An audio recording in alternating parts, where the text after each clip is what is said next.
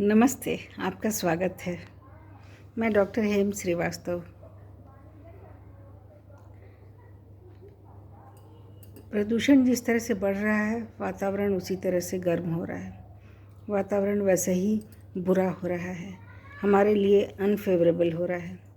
पशुओं के लिए, पक्षियों के लिए, वनस्पतियों के लिए, सबके लिए वो असामान्य है और कम सूटेबल होता जा रहा है। उसकी सूटेबिलिटी घटती जा रही है। अगर गर्म होगा, वातावरण अगर गर्म होगा तो क्या होगा?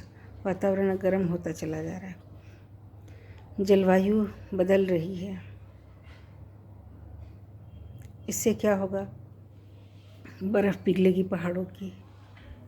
पहाड़ों पर जो बर्फ़ एक ठंडक का भंडार के रूप में जो बर्फ़ जमा थी, वो बर्फ़ अब पिघलेगी। बर्फ़ पिघलने लग जाएगी, तब क्या होगा? फिर तो ठंडक लाने वाला कोई नहीं होगा। फिर तो गर्मियाँ ही गर्मियाँ हो जाएंगी। गर्मी होगी तो पहाड़ों पर बर्फ़ रहती है कोने में, तो हमारे दिमाग में रहता है कि चलो हमारे पास ठंडक का भंडार अभी है। वो वहाँ से बैठे बैठे ठंडी हवा भेज करके गर्म हवा को संभाल रहा है। गर्म हवा को वो संभाल रहा है, गर्म हवा की गर्मी को, उसकी तपिश को थोड़ा कम कर रहा है। लेकिन अब जब ग्लेशियर गल जाएंगे, पहाड़ों की बर्फ़ गल जाएगी और समुद्र में भी तैरने वाले हिमनद कम हो जाएंगे, ख़त्म हो जाएंगे, तब क्या होगा? तब इस गर्मी को संभालेगा कौन? तब तो गर्मी एकदम बेखट के बढ़ जाएगी, एकदम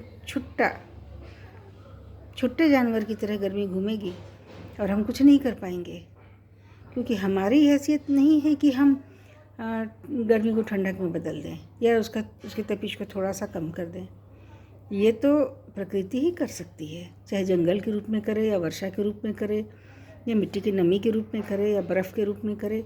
तो ये सारे जो तत्व प्रकृति के पास हैं, इन्हीं की हैसियत है कि वो हवाओं का रुख बदले, मोड़े, तापक्रम को संभाले।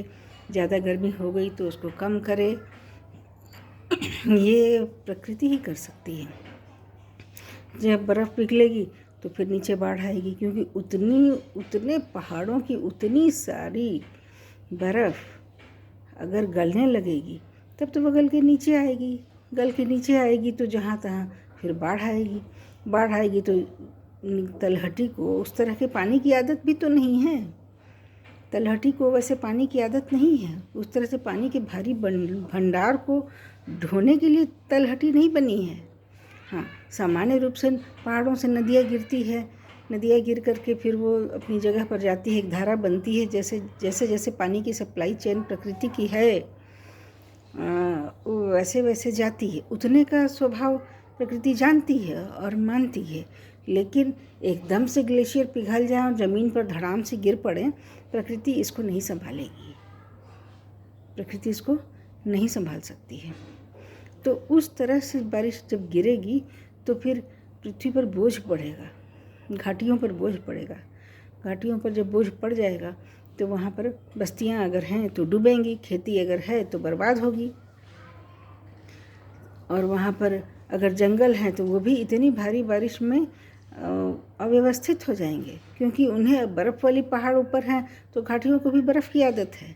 इस तरह बड़े पैमाने पर पानी की आदत नहीं है। तो प्रकृति उस हिसाब से चलती है कि उसका स्वभाव कैसा है और कैसी उसको परवरिश मिली है। नदियों को कैसी परवरिश मिली है, कैसे उन्हें पाला गया है, कैसे संजोया गया है, प्रकृति ने कैसे रखा है, उस हिसाब से प्रकृति चलती है। ना कि 2-4 साल में मनुष्य ने बर्फ़ पिघला दी, गिरा दिया, जंगल काट दिए, तो उसके हिसाब से प्रकृति एडजस्ट करने वाली नहीं है। ऐसी स्थिति होगी तो प्रकृति फिर पलट के वार करेगी। अब पलट के कैसे वार करेगी? बाढ़ लाएगी, फिर डुबाएगी, फिर मनुष्य की मेहनत पानी पानी होगी, क्योंकि उसने विकास के क्रम में इस बात को नज़रअंदाज किया था।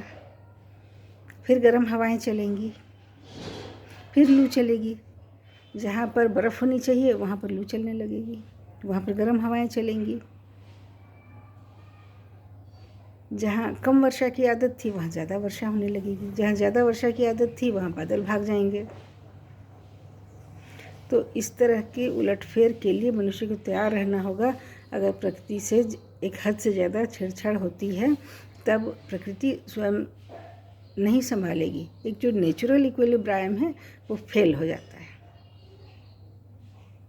फिर प्रकृति आगे नहीं आएगी कि चलो तुमने गलती की, थोड़ा सा हम संभाल लेते हैं, हमारे पास बर्फ़ है, अगर तुमने थोड़ी गर्मी ला ही दी तो चलो ये बर्फ़ जो है उसको थोड़ा सा एडजस्ट करेगी, थोड़ा सा बैलेंस करेगी, वो बात नहीं रहेगी। फिर मिलते हैं अगले वीडियो में। नमस्कार, जय हिंद। अपने विचार कमेंट सेक्शन में अवश्य देंगे।